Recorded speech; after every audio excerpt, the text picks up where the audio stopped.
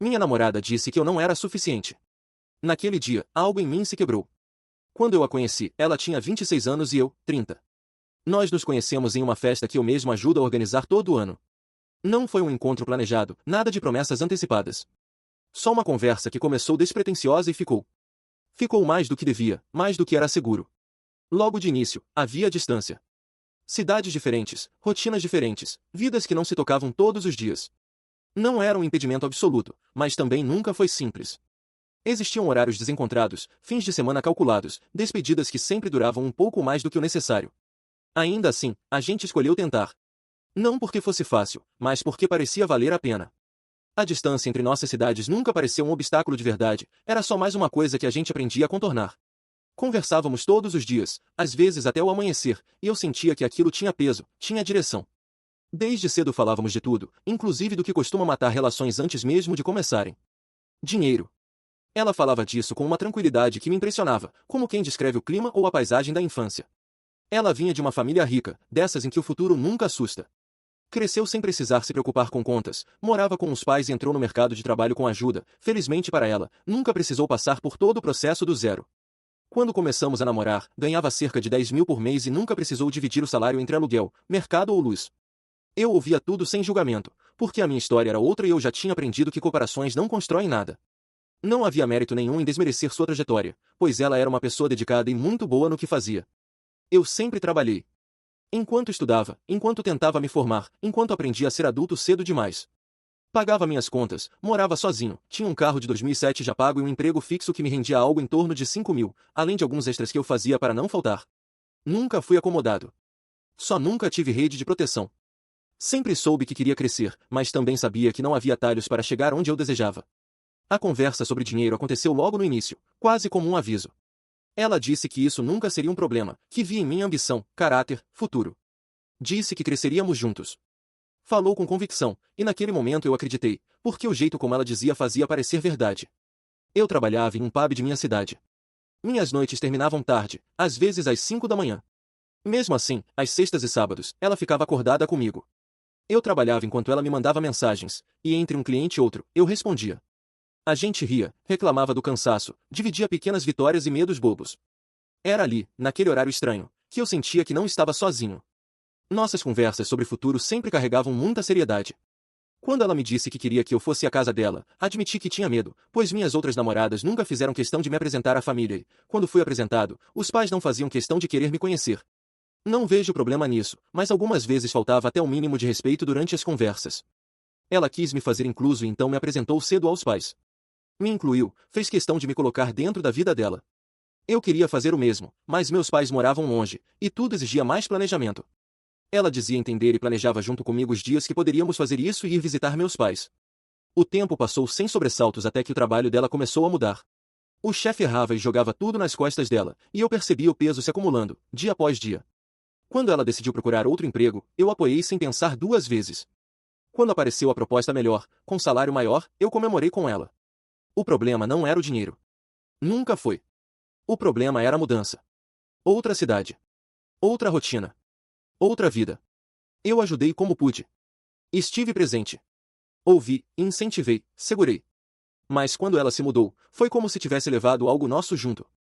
As mensagens ficaram mais curtas, as respostas mais frias, nosso tempo começou a ficar escasso e senti que assim nosso amor ia sendo minado. Eu passei a acordar mais cedo, mesmo dormindo tarde, só para conseguir falar com ela. Ligava sempre que dava. Dividia seu tempo entre seu trabalho, a família e sua nova rotina. Ela dizia estar cansada, exausta, tentando se adaptar, morando de favor na casa de parentes. Eu tentava entender. Sempre presente, sempre conversando como dava, tentando aliviar seu clima, sua tensão. Mas eu sentia que falava com alguém que já não estava totalmente ali.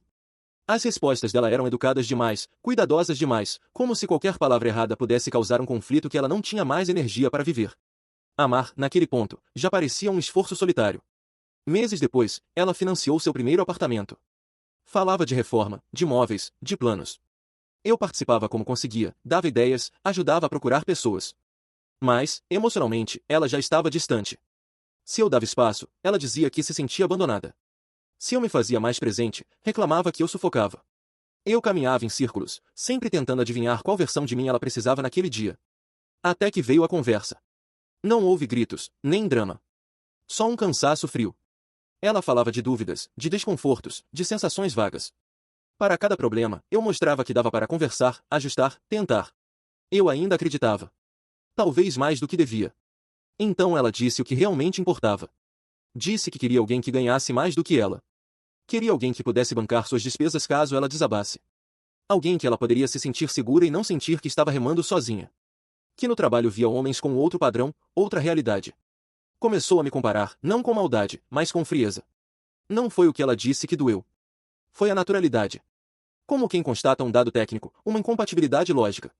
Ali eu entendi que, para ela, o amor precisava ser situacional. Para mim, amar é um ato inabalável. Nunca entrei em uma relação para findá-la na primeira grande dificuldade. Ela falou como quem lista fatos. Eu ouvi em silêncio e respondi com a verdade. Disse que eu não podia oferecer, naquele momento, o mesmo financeiro que ela tinha. Que não dava para viver uma vida de luxo logo de início. Que viagens precisariam ser planejadas. Mas que daria para viver bem. Disse que eu conseguiria bancar uma casa, uma família, filhos. Uma vida segura, só não extravagante. Nós discutimos. Eu sentia que ela não queria o término, assim como eu, mas o ponto em que a gente estava não era bom para ela. Ela pontuava a minha idade e essa talvez tenha sido a coisa que mais me doeu. Disse que por eu ser mais velho, era para ser mais ter uma carreira mais estável que ela e já ter conseguido tudo o que ela conseguiu. Aquilo me doeu. Eu tive meus problemas, passei fome quando perdi o emprego, tive que correr atrás de maneira dobrada para me estabilizar da forma como estava, mas ainda não era o suficiente, não para ela. Nunca me incomodou a falta de dinheiro. O que doeu foi vê-la transformada em argumento contra mim. Naquele instante, entendi que não era sobre dinheiro. Era sobre linguagem. Sobre mundos que se parecem próximos até o momento em que a vida cobra respostas diferentes. Eu falava de construção. Ela falava de manutenção. Nenhum dos dois estava errado, apenas não estávamos no mesmo tempo. Ela me disse que não podia esperar. Que queria viver agora. Que estava entrando em uma fase boa de sua vida e queria aproveitar. Eu ainda tentei. Disse que podia oferecer toda a segurança emocional e física do mundo. Que a financeira seria mais simples, mas existiria. Que, se ela não quisesse viver assim naquele momento, eu respeitaria. Ela disse que dinheiro era o que trazia paz. E pediu desculpa. A despedida foi difícil. Conversamos até o fim da noite. Eu não queria que o dia acabasse. Não queria o nosso fim. Mas o tempo é cruel e ele chega, quando precisamos nos despedir, desejamos que ambos fossem felizes e encontrassem aquilo que desejavam. Desliguei o celular e desabei. Chorei copiosamente em minha cama, abraçando o travesseiro e sentindo como se algo dentro de mim tivesse morrido. Naquele momento, não foi raiva que senti. Foi um silêncio estranho por dentro, como se algo tivesse desligado. Não era mais sobre perdê-la, era sobre entender que eu nunca havia sido destino, apenas o caminho enquanto algo melhor não chegava. O amor não acabou ali. Ele simplesmente deixou de fazer sentido. Nas primeiras semanas, eu sofri como nunca tinha sofrido. Acordava e dormia com a mesma pergunta martelando a cabeça. Rezei noites seguidas, pedindo que ela voltasse, que acreditasse em mim, que entendesse que eu era capaz. Eu rezava com a esperança de quem negocia com Deus. Prometia mudança, esforço, sucesso. Mas, no fundo, havia algo mais feio e mais humano ali. Eu queria que ela voltasse para validar que eu não tinha sido insuficiente. Foi então que percebi, eu estava abrindo mão de mim, de quem eu sou para que alguém voltasse e me fizesse sentir validado, como se eu me resumisse a um cifrão. Me joguei em meus projetos, no trabalho, não porque estivesse bem, mas porque precisava provar, para ela e para mim, que eu conseguiria. Que eu podia ser o homem que ela esperava.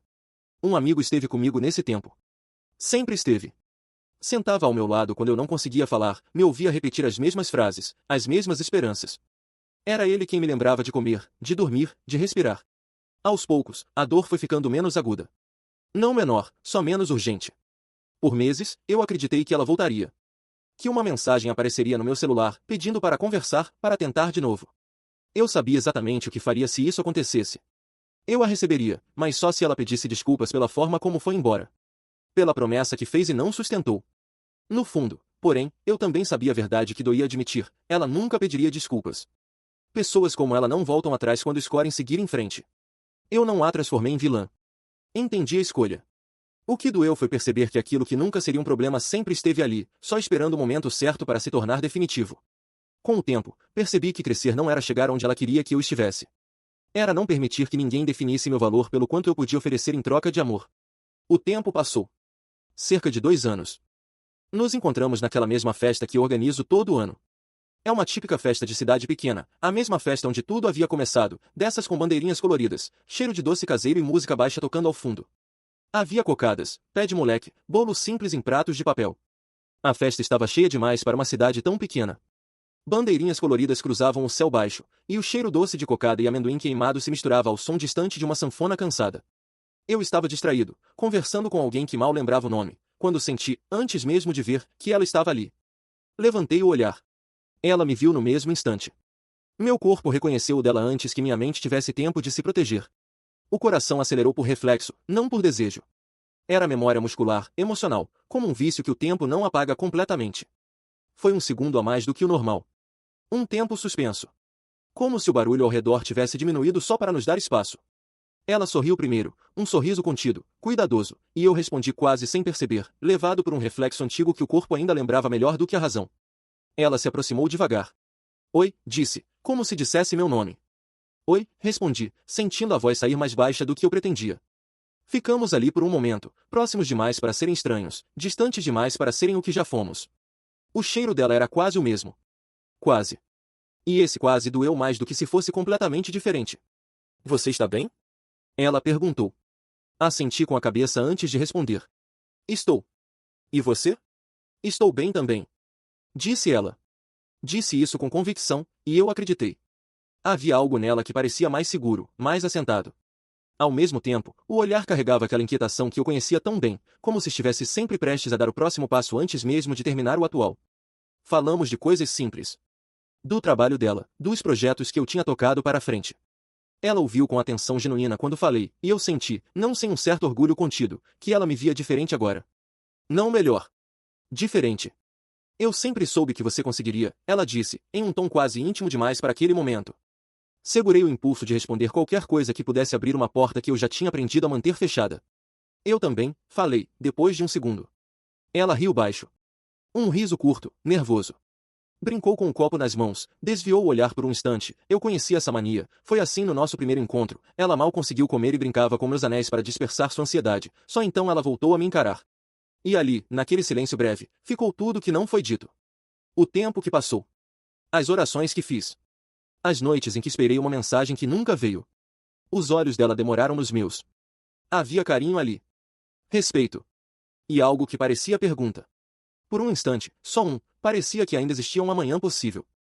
Que bastava uma frase, um passo em falso, e tudo poderia se reorganizar ao redor daquele encontro improvável. Mas eu conhecia aquele brilho. Conhecia aquela pressa disfarçada de intensidade. Sabia o quanto ela podia amar, e o quanto podia ir embora quando o amor exigia espera. Fico feliz por você, ela disse, por fim. Eu também fico feliz por você, respondi. E era verdade. Nos abraçamos. Não foi longo. Não foi vazio. Foi do tamanho exato do que ainda era permitido sentir. Quando ela se afastou, me olhou mais uma vez, como quem grava um rosto na memória. Se cuida, disse. Você também. Ela se afastou entre as luzes, os sons, os risos. E eu fiquei ali, sentindo uma estranha mistura de paz e melancolia. Enquanto ela se afastava, tive certeza de uma coisa: algumas pessoas não entram em nossa vida para ficar. Entram para nos ensinar exatamente onde não podemos permanecer. Algumas pessoas nos amam apenas enquanto não precisamos ser pacientes. Quando o tempo entra em cena, elas seguem adiante, e nos deixam com a parte mais difícil, aprender a ficar. Eu dei as costas à festa, voltei à minha roda de amigos e continuei a conversa. Meu coração pesou, não pela sua falta, mas porque naquele momento, para mim, o ponto final daquela história havia sido colocado. Lágrimas rolaram pelo meu rosto, mas uma sensação de alívio cresceu em mim. Eu realmente espero que ela tenha encontrado tudo o que procura, que consiga viver a vida que sempre quis, enquanto eu consegui me reencontrar e amadureci mais ainda depois de nosso término. Hoje, quando penso nela, não sinto saudade do que fomos, mas respeito pelo que aprendi. Há encontros que não servem para durar.